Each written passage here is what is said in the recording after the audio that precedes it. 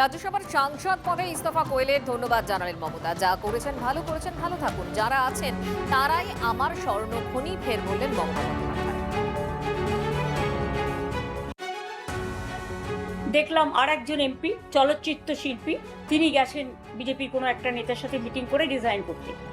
আমি আপনাদের জ্ঞাতার্থে বলি উনি আগেই ইমেল পাঠিয়েছিলেন এবং থ্যাঙ্কস টু হার যে আজকে উনি ফিজিক্যালি জমা দিতে গেছে। যাদের যাদের যাবার আছে আরও বিজেপির চাপে, ইডির চাপে, সিবিআইয়ের চাপে, কোর্ট কেসের চাপে,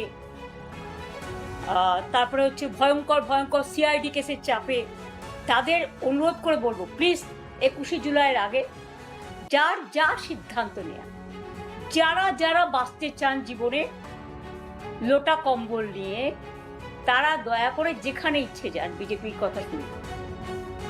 দয়া করে আমরা যে দলটি তৈরি করেছি তাকে কলঙ্ক লিপ্ত করবেন না, তাতে আমরা একটু দুর্বল হব না। পরিবার বাঁচান, পরিবারকে তো বাঁচানোর দরকার, কারণ আপনাদের পরিবার, সম্পত্তি, লাগেজ, ব্যাগেজ, এই জন্য তো বিজেপি প্যাকেজ। আর যেখানে বিজেপি নেতারা দাঁড়িয়ে বলে নামও রাখবো না, নিশানাও রাখবো না, আরে অনেক দল অনেকবার সিম্বল চেঞ্জ করেছে, নিশানা কিন্তু থেকে গেছে।